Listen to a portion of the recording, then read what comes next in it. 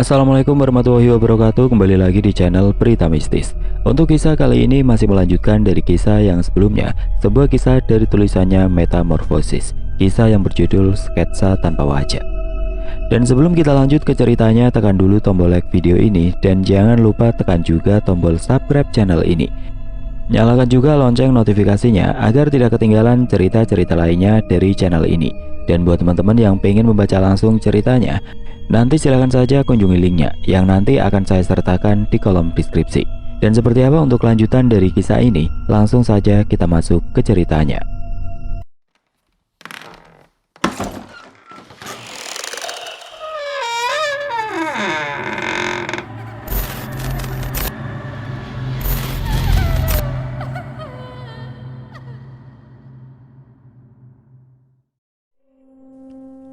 Mendapati bahwa kini hari akan beranjak menuju malam, dengan segera saya pun kini menyalakan genset yang menjadi mesin utama bagi penerangan di rumah ini. "Bapak dan Mama kok belum pulang juga ya ndak?" ucapku kepada Enda yang terlihat tengah memasukkan kuntalan bola kertas ke dalam sakunya. Mendapati perkataan saya tersebut, nampak kini Enda mengarahkan pandangannya ke arah jalan setapak yang berselimutkan kegelapan dan kabut tipis. Hingga akhirnya sebuah cahaya lampu dari sebuah sepeda motor yang diiringi bunyi tarikan gasnya nampak terlihat di kejauhan. "Itu sepertinya Bapak dan Mama, Kang," ujar Enda lalu berjalan memasuki rumah. Suara mesin motor yang kini terdengar semakin mendekat nampak memperlihatkan keberadaan Mama dan Bapak yang tengah berada di atas sepeda motor. Hingga akhirnya di saat laju motor tersebut kini berhenti di halaman rumah, ekspresi kegembiraan terpancar di wajah Bapak dan Mama begitu melihat keberadaanku di rumah ini. "Akhirnya anak Mama pulang juga ke rumah," canda Mama seraya berusaha menuruni sepeda motor. Keadaan perut Mama yang terlihat semakin membesar kini sepertinya telah membuat Mama kesulitan dalam menuruni sepeda motor. "Biar engkus bantu mah," ujarku seraya memegangi tangan Mama untuk membantunya turun dari sepeda motor. "Kamu kapan tiba, Kus?" tanya Bapak begitu telah turun dari sepeda motor. Mendapati pertanyaan Bapak tersebut, saya pun segera meresponnya dengan mencium tangan Bapak dan Mama. "Baru tadi sore, Pak." "Oh ya, Bapak habis dari mana?" "Biasa, Kus. Habis jalan-jalan ke kampung sama Mama kamu. Biar Mama kamu itu tidak stres menunggu waktu kelahiran adik kamu ini." Seakan tidak ingin untuk berlama-lama dalam pembicaraan ini, Bapak pun memutuskan untuk segera masuk ke dalam rumah. Dan kini begitu saya menyadari kalau saat ini saya hanya tinggal berdua dengan Mama di halaman rumah.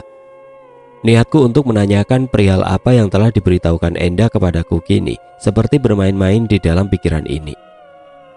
"Sore banget pulangnya, Mah. Pasti habis mengurus urusan Bapak dengan kawan-kawannya itu ya?" ujarku yang berbalas isyarat tangan Mama yang meminta saya agar tidak melanjutkan perkataanku itu. "Mama minta tolong sama kamu, Kus. Jaga omongan kamu itu. Mama gak mau rasa tenang yang baru Mama rasakan ini kembali kamu rusak dengan perkataan kamu itu." Seiring dengan perkataan Mama tersebut, nampak Mama menghela nafas panjangnya. "Engkus mengerti, Mah. Tapi sampai kapan Mama mau berperilaku seperti ini terus?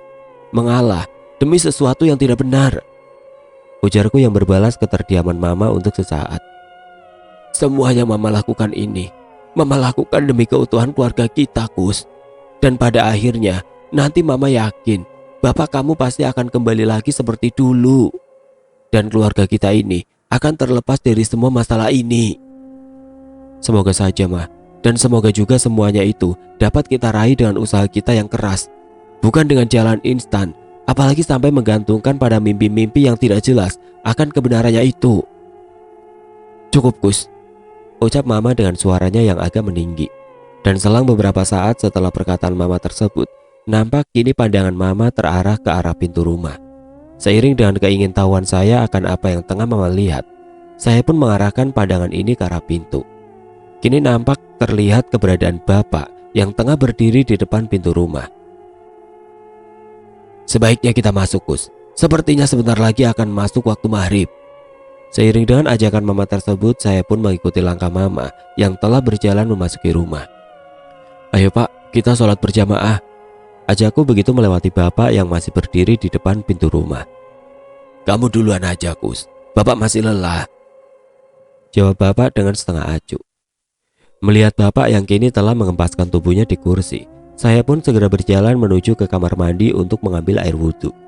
Rasa dingin dari kucuran air wudhu yang kini telah menyentuh tubuhku secara perlahan kini telah memberikan saya kesegaran untuk kembali dapat berpikir positif di antara rasa kejengkelan saya terhadap sikap bapak saat ini. Dan kini, seiring dengan langkah kakiku yang mulai berjalan keluar dari dalam kamar mandi, nampak terlihat keberadaan mama yang tengah berdiri di depan pintu kamar mandi. "Loh, engkau kirain mama udah wudhu?" "Belum, Kus. Tadi mama merapikan baju bapak kamu dulu yang ada di lemari." Sejalan dengan perkataannya tersebut, mama pun terlihat berjalan memasuki kamar mandi. Dan seiring dengan pintu kamar mandi yang telah tertutup, saya pun bergegas menuju ke kamar, guna bersiap-siap untuk melaksanakan sholat maghrib. "Kang Engkus, kita sholat berjamaah ya?" Suara teriakan Enda yang terdengar dari arah kamarnya kini telah membuat langkah kakiku ini terhenti. Nampak terlihat keberadaan Enda yang telah keluar dari dalam kamarnya dengan turut serta membawa 2 buah sajadah di tangannya. "Yaudah, akang ganti pakaian dulu. Jangan lupa, kamu ajak juga mama untuk sholat berjamaah." "Iya, Kang," ucap Enda yang berbalas dengan pergerakan saya yang memasuki kamar. Dan kini setibanya saya di dalam kamar, baru saja saya hendak mengganti pakaian yang dari tiba tadi memang belum sempat untuk saya ganti. Suara teriakan Enda yang terdengar keras dari arah luar kamar kini dengan serta-merta mengejutkanku. Mendapati hal tersebut dan tanpa berpikir panjang lagi, saya pun memutuskan untuk segera keluar dari dalam kamar, guna mencari tahu akan alasan Enda berteriak sekeras itu. Bingung. Mungkin itu adalah sebuah kata yang bisa menggambarkan perasaan hati saya ini ketika keberadaan saya kini telah berada di luar kamar. Nampak kini terlihat di hadapan saya keberadaan sosok Enda yang tengah berdiri terpaku di depan pintu kamar mama. Sedangkan di sisi lain, kini saya juga mendapati keberadaan mama yang tengah berdiri di depan pintu kamar mandi dengan ekspresi wajah terkejut dan memandang ke arah Enda. Begitu mendapati pemandangan tersebut, saya pun kini memilih untuk segera menghampiri Enda, karena saya merasa saat ini Enda mungkin lebih membutuhkan pertolongan dibandingkan mama. "Dah, kamu kenapa, Dah?" tanyaku dengan rasa panik dan berbalas dengan keterdiaman Enda yang terpaku dalam menatap ke arah bagian dalam kamar mama. Dari ekspresi wajahnya yang terlihat menegang dan menunjukkan rasa ketakutan, sepertinya saat ini Enda tengah menatap sesuatu yang menyeramkan di dalam kamar mama. Mendapati hal tersebut, saya pun segera mengarahkan pandangan mata ini ke bagian dalam kamar mama. "Dah, sadar Dah, kamu kenapa?" tanyaku kembali begitu mendapati bahwa kini saya sama sekali tidak melihat keberadaan sesuatu yang menyeramkan di dalam kamar mama. Untuk sekejap Enda pun menolehkan pandangannya ke arahku, hingga akhirnya Enda terlihat kembali melayangkan pandangannya ke arah bagian dalam kamar. "Mama, Kang, Mama, tadi Enda lihat Mama, Kang." Suara isak tangis Enda yang kini mulai terdengar seperti memberikan saya sebuah gambaran kalau saat ini Enda tengah diliputi oleh rasa takut yang bercampur dengan rasa sedih. "Mama, Mama kenapa? Itu Mama, Enda. Mama ada di belakang kamu." Keinginanku untuk menyadarkan Enda dari sebuah kejadian yang mungkin telah menipu penglihatannya kini mulai berubah dengan sebuah respon yang baik dari Enda. Begitu mendengar perkataan saya tersebut, nampak Enda kembali mengarahkan pandangannya ke arah saya. Dan kini, dengan menunjukkan ekspresi ketidakpercayaannya atas perkataanku tadi, Enda perlahan mulai mengalihkan pandangan matanya ke arah Mama yang berada di bagian belakang tubuhnya. "Mama?" ujar Enda dengan rasa tidak percaya dengan apa yang telah dilihatnya. Kini begitu Enda merasa yakin kalau orang yang tengah berdiri di hadapannya itu adalah Mama, Enda pun segera berlari ke arah Mama dan memeluk tubuh Mama dalam isak tangisnya. "Kamu kenapa sih, Enda? Kok jadi seperti anak kecil begini?" ucap Mama di antara rasa serba salahnya atas perilaku Enda yang kini tengah memeluknya dalam isak tangis. Kini secara perlahan dengan jiwa keibuannya, Mama pun berusaha menenangkan Enda dari rasa takut yang tengah dirasakannya. Tadi itu," seakan masih belum bisa percaya dengan kenyataan yang Enda terima sekarang ini. Enda nampak melepaskan pelukannya pada tubuh Mama dan kembali mengarahkan pandangannya ke arah bagian dalam kamar. Dan kini Seiring dengan Enda yang tidak mendapati adanya sesuatu yang menyeramkan di dalam kamar, Enda pun kembali melayangkan pandangannya ke wajah Mama. "Tadi itu kamu kenapa, Nda?" tanya Mama begitu tatapan mata Enda menatap wajahnya. "Tadi itu Nda seperti melihat Mama ada di dalam kamar itu, Ma. Dan Mama kenapa?" tanya Mama kembali dengan rasa penasaran begitu melihat Enda kembali menghentikan perkataannya. Keinginan Enda yang sepertinya tidak ingin untuk melanjutkan perkataannya tersebut kini terbentur oleh tatapan mata Mama yang terlihat memandang secara tajam ke arah wajah Enda. "Nda minta maaf, Ma, jika Enda akan mengatakan sesuatu yang kurang baik seperti ini kepada Mama," ujar Enda yang berbalas dengan anggukan kepala Mama. "Tadi itu saat Enda hendak mengajak Mama untuk melaksanakan sholat maghrib berjamaah, Enda mengira Mama sedang berada di dalam kamar. Dan di saat itulah Enda memutuskan untuk masuk ke dalam kamar guna mengajak Mama untuk sholat maghrib berjamaah. Tapi baru saja Enda membuka pintu kamar, Enda mendapati Mama tengah terbaring kesakitan di atas tempat tidur dengan posisi tangan Mama yang memegang perut. Di saat itu Enda pikir bahwa Mama memang tengah mengalami kesakitan akibat dari kandungan Mama. Dan karena Enda takut akan terjadi apa-apa sama Mama, Enda pun memutuskan untuk masuk ke dalam kamar guna memastikan keadaan Mama. Tapi baru saja Enda hendak melangkah masuk ke dalam kamar, Enda terpaksa mengurungkan niat itu. Begitu Enda menyadari bahwa ada sesuatu sosok lain yang tengah berada di dalam kamar, dan sosok tersebut terlihat tengah berdiri di sudut kamar dengan pandang wanita. Pertanyaan singkat yang terlontar dari mulutku ini kini memotong perkataan Enda. Dan entah mengapa kini seiring dengan pertanyaan saya tersebut, nampak ekspresi wajah Mama dan Enda terlihat berubah. "Mah, Nda, ada apa sih?" tanyaku kembali dengan perasaan risih begitu mendapati keterpakuan dari Mama dan Enda yang terlihat menatapku. Mendapati hal tersebut, kini firasatku mengatakan bahwa ada sesuatu yang tidak beres dengan apa yang tengah dilakukan oleh Mama dan Enda saat ini. Hingga akhirnya di saat kini saya ingin kembali menanyakan akan alasan dari keterpakuan Enda dan Mama tersebut. Sebuah suara kini terdengar dari arah belakang tubuh saya. Dan saya sangat merasa yakin kalau suara yang telah saya dengar itu adalah suara Bapak.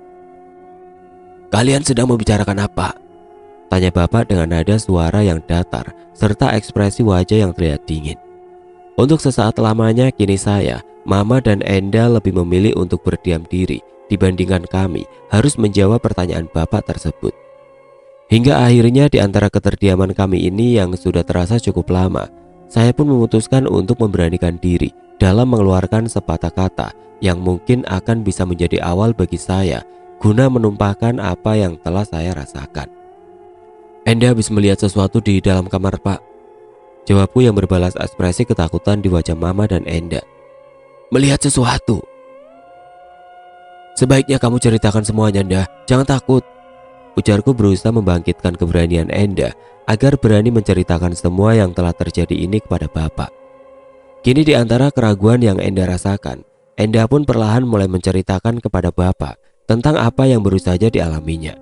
Seiring dengan kata demi kata yang telah terucap dari mulut Enda, sampailah kini cerita Enda pada sebuah bagian di mana Enda telah melihat keberadaan dari sesosok wanita yang telah dilihatnya di dalam kamar.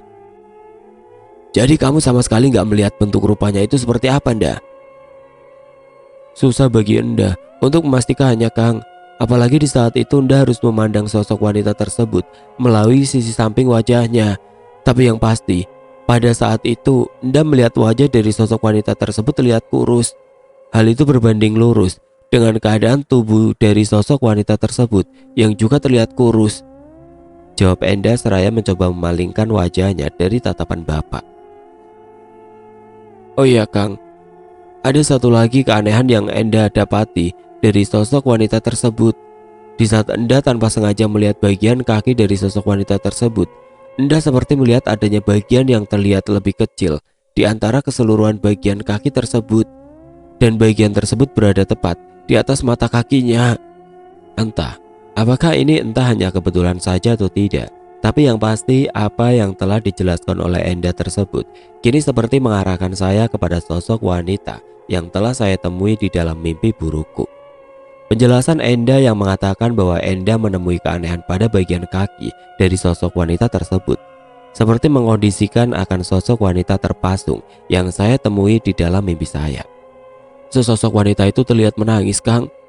Menangis entah apa yang tengah ditangisinya. Tapi yang pasti Enda bisa merasakan kesedihan yang tengah dirasakannya itu. Ah, sudah cukup, cukup. Omong kosong apa lagi yang sedang kalian karang malam ini? Hardik Bapak dengan tatapan matanya yang tajam. Kini di antara ekspresi wajah Bapak yang terlihat geram, Enda dan Mama nampak lebih memilih untuk menundukkan wajahnya. Tapi hal tersebut tidaklah berlaku bagiku. Karena saya merasa mungkin inilah saat yang tepat bagi saya untuk memperingatkan Bapak akan adanya sebuah potensi kejadian yang kurang baik yang kini tengah mengancam keluarga kami ini.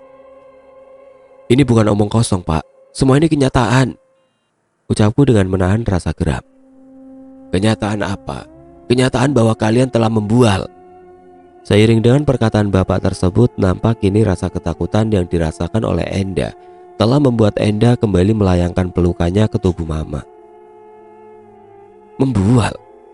Ujarku dengan sedikit tersenyum dan berbalas ekspresi ketidaksukaan Bapak atas senyuman saya tersebut. Bukannya yang telah membual selama ini itu Bapak? Engkus heran, Pak. Benar-benar heran. Bagaimana mungkin Bapak yang engkus kenal dulu mempunyai pola pikir yang rasional, sekarang malah mempercayai mimpi-mimpi yang gak jelas kebenarannya itu. Bahkan sampai-sampai Mama pun Bapak minta untuk melakukan sesuatu yang gak rasional juga. Engkus, teriak Mama berusaha menahanku untuk tidak melanjutkan perkataan saya tersebut. Engkus bukan bermaksud untuk kurang ajar, Mah. Apa yang telah Engkus katakan ini semata-mata hanya untuk membuka pintu hati Bapak yang telah tertutup itu. Dan semoga juga Bapak tidak Anak kurang ajar, teriak Bapak seraya melayangkan kepala tangannya ke arah wajahku. Hening. Itulah yang saya rasakan pertama kali ketika kini saya membuka pijaman mata ini dan mendapati bahwa hari ini telah beranjak pagi. Keberadaanku yang tengah berada di atas pembaringan dengan membawa rasa pening di kepala ini kini telah kembali mengingatkan saya akan peristiwa yang telah terjadi semalam. Ya, sebuah peristiwa di mana saya merasakan hantaman yang cukup keras di wajah ini. Dan akibat hantaman tersebut, saya pun sempat tidak sadarkan diri dalam beberapa saat. Hingga akhirnya, di saat saya telah tersadar dan ingin kembali melanjutkan perdebatan dengan Bapak, rasa pening yang saya rasakan pada kepala ini telah membuat saya mengurungkan semua keinginan saya itu. Ditambah lagi Mama dan Enda berusaha melarang saya untuk melanjutkan perdebatan itu. Bisa-bisanya Bapak memperlakukan gua seperti ini, gumamku dengan penuh rasa kebencian kepada Bapak. Dan kini di antara rasa kebencian yang tengah saya rasakan ini, sebuah pergerakan yang terlihat dari daun pintu kamar telah memperlihatkan kehadiran Mama dan Enda yang berjalan memasuki kamar. Bagaimana keadaan kamu, Kus? Masih merasakan pusing? Tanya Mama dengan nada khawatir. Mendapati pertanyaan Mama tersebut, saya pun hanya bisa menjawabnya dengan anggukan kepala.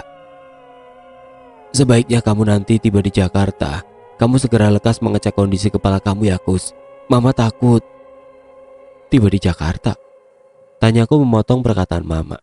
Untuk beberapa saat lamanya terlihat Mama hanya terdiam begitu mendengar pertanyaanku tersebut. Hingga akhirnya setelah keterdiamannya tersebut, Mama pun mulai mengungkapkan permintaannya agar saya sesegera mungkin meninggalkan rumah ini. Karena Mama khawatir akan terjadi perdebatan yang lain setelah peristiwa yang terjadi semalam. Tapi Mah, ujarku yang merasa enggan untuk menuruti permintaan Mama tersebut. Untuk kali ini sebaiknya kamu ikuti saran Mama, Kus. Tolong berikan waktu pada bapak kamu untuk menenangkan diri. Siapa tahu setelah bapak kamu bisa menenangkan dirinya, bapak akan bisa menyadari semua kekeliruannya itu. Seiring dengan perkataan yang terlontar dari mulut Mama, terlihat Enda menganggukkan kepalanya sebagai tanda menyetujui atas perkataan Mama tersebut. Kalau memang itu sudah menjadi jalan yang terbaik bagi keluarga kita ini, baiklah Ma, Engkus akan kembali ke Jakarta hari ini. Tapi ada satu pertanyaan yang hendak Engkus tanyakan kepada Mama. Ucapku yang berbalas tatapan mama ke wajahku. Apa, Kus? Apa sebenarnya yang telah Bapak berikan kepada mama sesuai dengan petunjuk mimpinya itu? Maksud kamu, Kus? Enda pernah menceritakan kepada Engkusma kalau Bapak pernah memberikan sebuah serbuk yang harus diminum oleh mama. Apakah itu benar, Ma? Begitu mendengar pertanyaan saya tersebut, terlihat mama agak terkejut dan mengarahkan pandangannya ke arah Enda. Seakan merasa bersalah atas pandangan mama tersebut. Enda pun kini terlihat menundukkan wajahnya. Ma, seiring dengan panggilanku ini, mama terlihat kembali mengalihkan pandangannya ke wajahku. Benar, Kus. Tapi mama juga tidak tahu itu serbuk untuk apa. Hanya saja, pada saat Bapak kamu meminta mama untuk meminum serbuk itu, Bapak berkata perekonomian kita akan membaik seiring dengan kelahiran anak kita nanti. Karena serbuk itu perlambangan awal dari saluran rezeki manusia ketika manusia itu ditakdirkan untuk hidup. Ah, perlambangan awal dari saluran rezeki manusia? Sepertinya Engkus baru pertama kalinya mendengar ada kalimat seperti itu. Tapi apa maksudnya? Jujur aja, sekarang ini Engkus jadi merasa khawatir, Mah. Kalau memang petunjuk yang telah Bapak dapatkan itu berdasarkan dari mimpi-mimpinya. Bukan tidak mungkin, itu adalah sebuah petunjuk yang meminta syarat-syarat tertentu. Dan syarat-syarat tertentu itu pastinya akan mendekati dengan apa yang dilarang oleh agama. Ucapku yang berbalas keterdiaman mama. Jadi maksud Akang, petunjuk yang Bapak dapatkan dari mimpi-mimpinya tersebut adalah sebuah petunjuk yang gak baik, yang jika Anda harus mengatakan secara lebih terperinci, bisikan yang telah Bapak dengar tersebut berasal dari jin golongan setan, Kang. Akang gak mengatakan seperti itu, Nda. Hanya saja perubahan tingkah laku Bapak yang dalam beberapa bulan ini terlihat kurang baik, bahkan sudah jauh sekali dari agama. Sepertinya memberikan sebuah indikasi bahwa petunjuk yang Bapak dapatkan itu memang mengarah kepada apa yang telah Anda katakan tadi. Cukup, jangan kita teruskan lagi perbincangan ini. Sepertinya kalian sudah terlalu jauh untuk menilai semuanya itu. Kalian harus ingat, itu Bapak kalian. Dan sampai saat ini Mama masih mempercayai Bapak dengan segala keputusannya itu. Dan andaikan saja Bapak kalian memang melakukan kekeliruan dalam langkahnya, Mama yakin pada waktunya nanti Bapak kamu akan kembali ke jalan yang benar. Karena apa yang telah Bapak kamu lakukan sekarang ini adalah satu proses yang harus Bapak kalian lalui di antara rasa kecewa yang tengah dirasakannya. Dan Mama akan tetap berada di samping Bapak untuk melalui semua proses itu, ujar Mama dengan bijaknya. Tapi Mah, ucapku mencoba mengoreksi perkataan Mama. Mama tahu niat kamu terhadap Bapak itu baik, Gus. Hanya saja langkah yang telah kamu ambil itu berbeda dengan langkah Mama. Karena Mama yakin sikap keras tidak bisa dihadapi dengan sikap keras. Dan andaikan kamu memaksakan sikap keras kamu itu kepada Bapak, hasilnya bisa kamu lihat semalam. Oleh karena alasan itulah, maka Mama meminta agar kamu untuk sementara waktu lebih baik tidak boleh di rumah ini dulu. Merasakan adanya kesedihan yang kini telah saya rasakan akibat dari perkataan Mama tersebut, Mama pun mencoba meredakan kesedihan yang saya rasakan itu melalui sebuah senyuman yang mengambang di wajahnya. Kamu sudah dewasa, Kus. Mama sayang dengan kalian semua, ujar Mama yang berbalas dengan pelukan dari saya dan Enda. Sedih rasanya mendapat kenyataan bahwa kini keinginan saya untuk menyadarkan Bapak dari kekeliruannya telah berubah dengan hasil sebuah permintaan Mama yang meminta saya agar meninggalkan rumah ini dalam jangka waktu tertentu. Dan sepertinya itu bukanlah sebuah hasil yang saya inginkan. Dan kini dengan keberadaan saya yang akan semakin jauh dari keberadaan Mama dan Enda, saya mungkin akan mengalami sedikit kesulitan untuk mengawasi Bapak dari tindak tanduknya yang mungkin akan membahayakan keluarga saya ini. Jangan khawatirkan keadaan Engkus, Ma. Justru Engkus yang harus mengkhawatirkan keadaan Bapak, Mama dan Enda di rumah ini. Semoga saja nggak terjadi hal-hal seperti yang Engkus takutkan. Selepas dari perkataanku tersebut, saya pun segera melangkah pergi meninggalkan rumah. Dan seiring dengan langkah kaki saya yang telah tiba di pinggir jalan, nampak terlihat suasana jalan yang begitu lengang tanpa ada satupun kendaraan yang melintas di jalan tersebut. Mendapati hal itu, saya pun segera melihat ke arah jam tangan. Nampak terlihat waktu telah menunjukkan pukul 12 siang hari. Apa sebenarnya yang telah terjadi pada Bapak hingga Bapak mempunyai tingkah laku yang aneh itu? Tanyaku dalam hati di antara keterdiaman saya dalam menanti datangnya angkutan umum yang akan membawaku ke kota Bogor. Apa mungkin firasatku yang mengatakan Bapak telah terpengaruh oleh energi negatif yang ada di rumah itu memang benar? Gumamku seraya menghela nafas panjang. Dan di antara gumamanku tersebut kini terlintas sebuah pemikiran di pikiranku akan keinginan saya untuk membuktikan perihal dugaan saya yang mengatakan bahwa Bapak telah terpengaruh oleh energi negatif yang ada di rumahku itu. Semua ini memang harus aku buktikan. Sebaiknya gue tunda dulu aja kepulangan gue ini. Gumamku kembali seraya mengurungkan niatku untuk pulang ke Jakarta. Dan seiring dengan keputusanku yang telah bulat tersebut, saya pun kini segera mencari tempat yang akan saya pergunakan sebagai tempat bagiku untuk menunggu datangnya kegelapan malam. Sebaiknya gua menunggu di sini saja, ujarku begitu melihat kumpulan semak belukar yang cukup tinggi dan berada di pinggir jalan. Bagiku, keberadaan semak belukar yang cukup tinggi itu akan dapat menutupi keberadaanku di tempat ini jikalau Bapak melalui jalan raya ini. Ya Tuhan, semoga saja nggak ada binatang jahil yang akan menggangguku dalam penantian ini. Seiring dengan perkataanku itu, saya pun segera memberanikan diri untuk masuk ke dalam semak belukar. Dan kini dengan menggunakan telapak tangan ini, saya mencoba untuk merebahkan beberapa semak belukar yang berada di tengah-tengah rimbunan semak belukar. Hingga akhirnya setelah beberapa saat saya merebahkan semak belukar itu, sebuah tempat yang bisa saya pergunakan untuk beristirahat kini telah terbentuk. Bismillah, ucapku di antara pergerakan untuk merebahkan tubuh ini di atas tumpukan semak belukar. Dan kini di antara semilir angin sejuk yang saya rasakan menyentuh wajah ini, secara perlahan kedua kelopak mata saya pun mulai terpejam dan terhanyut dalam sebuah mimpi indah. Dingin, ya, itulah perasaan yang saya rasakan ketika tubuh ini kini mulai menggeliat dan mendapati hari telah beranjak malam. Begitu mendapati hal tersebut, saya pun segera bangkit dari tidur dan bergegas keluar dari rimbunan semak belukar. Nampak kini keberadaan dari jalan raya yang tertutup oleh selimut kabut tebal dan gelapnya kegelapan malam. Dinginnya, ujarku seraya mengeluarkan jaket dari dalam tas, lalu mengenakannya. Dan kini setelah keterdiaman saya beberapa saat, saya pun memutuskan untuk segera kembali ke rumah guna mengamati keadaan rumah saya di saat malam hari.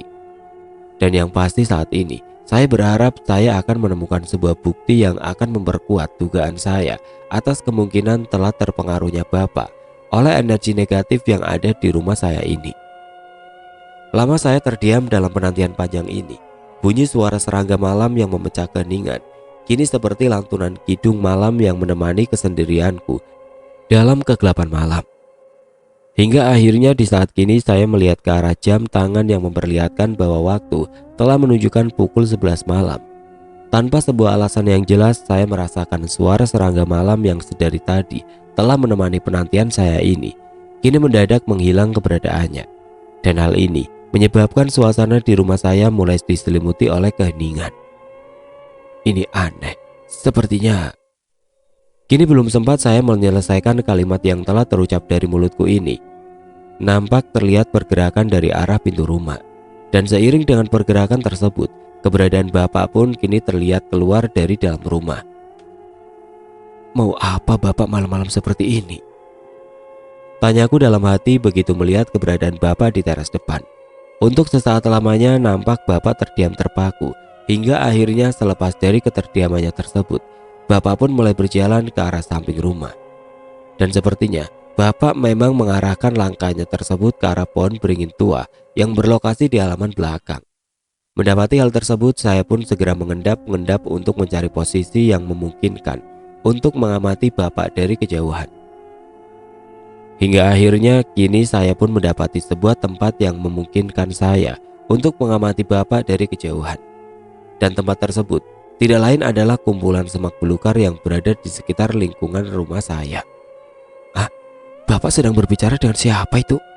Tanyaku dalam hati begitu melihat keberadaan Bapak yang tengah berada di sekitar pohon beringin tua. Dan kini di antara keterbatasan pandangan mata saya dikarenakan jarak pandang yang jauh serta pekatnya kabut malam, Saya melihat keberadaan Bapak yang tengah berbicara dengan seseorang, atau lebih tepatnya saya mengatakan Bapak tengah berbicara dengan sebuah bentuk yang menyerupai bentuk seseorang. Karena hal ini didasari saat ini, saya melihat sosok makhluk yang tengah berbicara dengan Bapak tersebut lebih menyerupai sebuah sosok hitam yang berbalut dalam kegelapan. Dengan kedua sorot matanya yang terlihat berwarna merah menyala. Ya Tuhan, apa mungkin ini yang pernah dibilang Enda dengan sosok guru spiritual Bapak? Kalau memang benar, sosok ini adalah sosok guru spiritual Bapak, berarti, astagfirullah, berarti saat ini keluarga gua benar-benar dalam keadaan bahaya.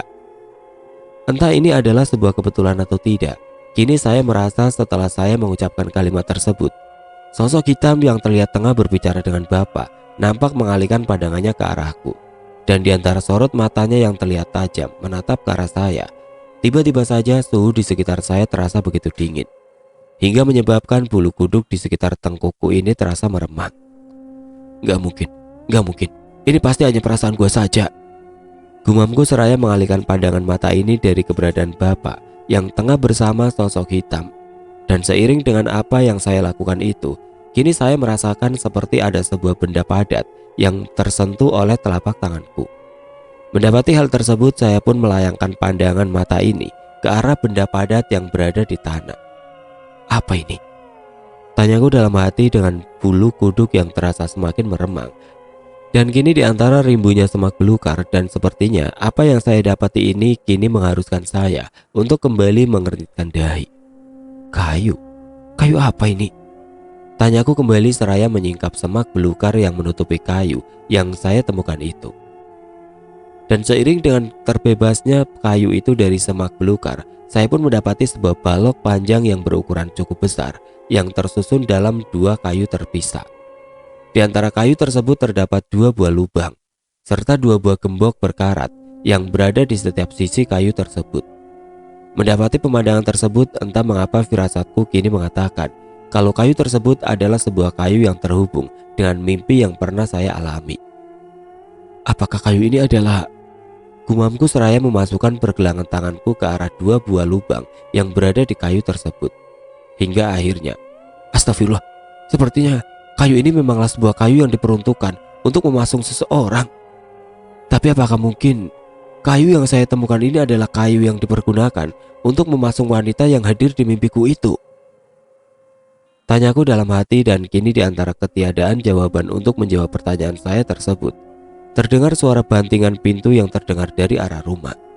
Mendapati hal tersebut, saya pun menolehkan pandangan mata ini ke arah rumah. Dan seiring dengan pandangan mataku itu, saya sama sekali tidak melihat adanya keberadaan seseorang di teras depan.